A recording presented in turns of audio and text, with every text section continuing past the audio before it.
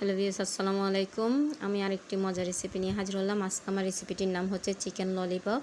তো দেখতে পাচ্ছেন এখানে আমি মুরগির বুকের মাংসটাকে ব্লেন্ড করে নিয়েছি।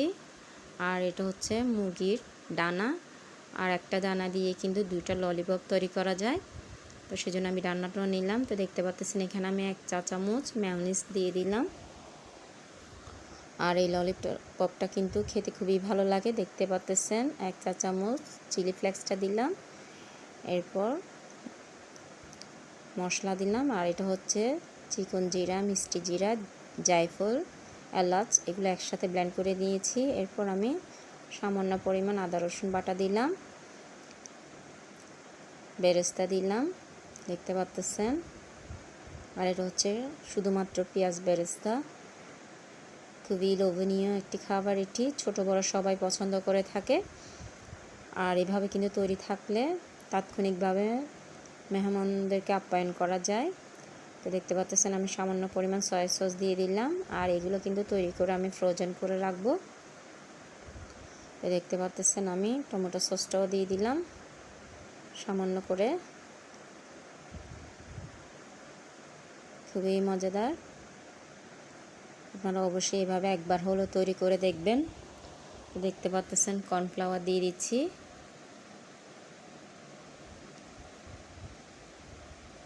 3 চা চামচ কর্নফ্লাওয়ার দিলাম।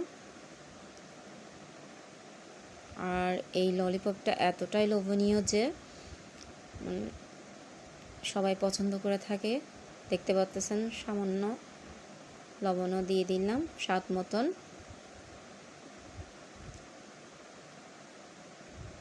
আমার ঘরে তো সবাই পছন্দ করে থাকে এই ললিপপটা। দেখতে পাচ্ছেন আমি 1 প্যাকেট স্বাদ মশলাও দিয়ে দিলাম।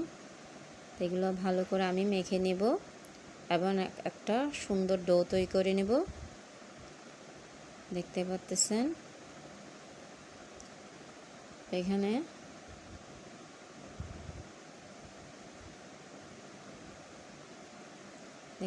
আমি ময়দাটাও অ্যাড করতেছি। আর ময়দা এবং কর্নফ্লাওয়ারের কারণে এটা অনেকটা ক্রিস্পি হয়। এই ডোটা ঠিক এভাবেই তৈরি করে নিতে হবে।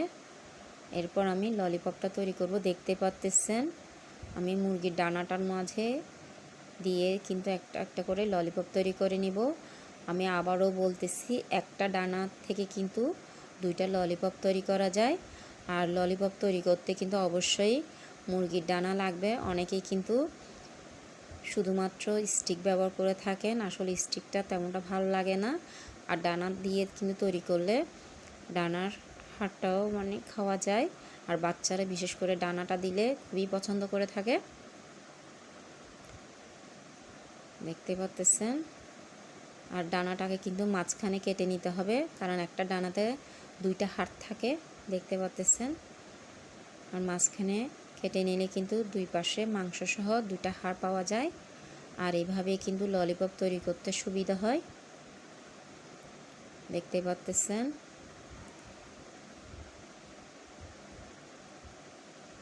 আমি ময়দার সাহায্যে কিন্তু তৈরি করে নিচ্ছি। দেখতে পাচ্ছেন মাশাআল্লাহ তৈরি হয়ে গেল আমার চিকেন ললিপপ। আর এই ললিপপগুলো কিন্তু দোকানের থেকেও কিন্তু অনেক মজা। আর এগুলোকে আমি ফ্রোজেন করে রাখবো। আর যখন খাবো তখন ডিমের প্রলেপটা লাগিয়ে ব্রেড ক্রাম্ব লাগিয়ে ভেজে নেব। তো আজ এতটুকুই। দেখার জন্য সবাইকে ধন্যবাদ।